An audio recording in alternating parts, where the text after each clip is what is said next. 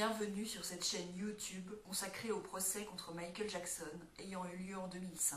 Sur cette chaîne, je résume le procès jour après jour en m'appuyant sur la retranscription du procès venant du tribunal de Santa Maria en Californie. Si vous ne l'avez pas déjà fait, je vous recommande fortement de visionner mes vidéos précédentes afin d'avoir une vision précise du déroulement de ce procès et de prendre connaissance de l'ensemble des informations.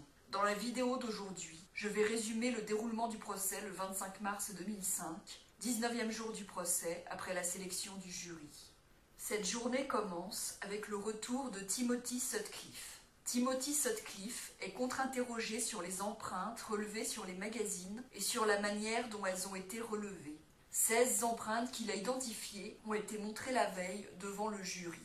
Il confirme qu'il ne peut pas estimer la date des empreintes, ni si une empreinte a été laissée avant une autre. L'accusation appelle comme témoin Alicia Romero, qui travaille pour la Santa Barbara Superior Court.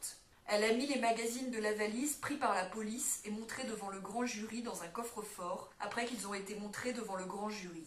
Elle était présente quand des shérifs, avocats et enquêteurs sont venus consulter les documents. Ils devaient porter des gants pour cela. L'accusation appelle comme témoin Nancy Torres, qui travaille pour le département des shérifs de Santa Barbara. Elle a participé à la localisation des empreintes sur les magazines avec Timothy Sutcliffe et elle identifie les empreintes sur les magazines concernés. L'accusation appelle comme témoin Michelle Shelley, qui travaille pour le département des shérifs de Santa Barbara. Elle a participé au relevé des empreintes sur les magazines. Elle identifie les empreintes qu'elle a contribué à identifier.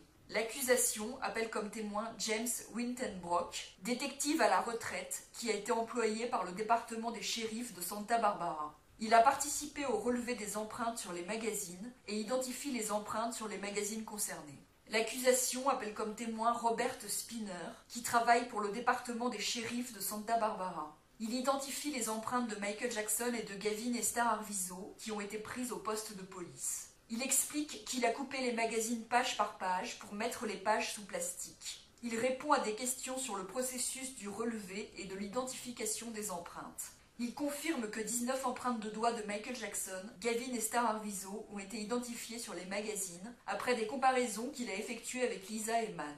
Il identifie les empreintes identifiées sur les magazines en confirmant de qui elles sont et les magazines.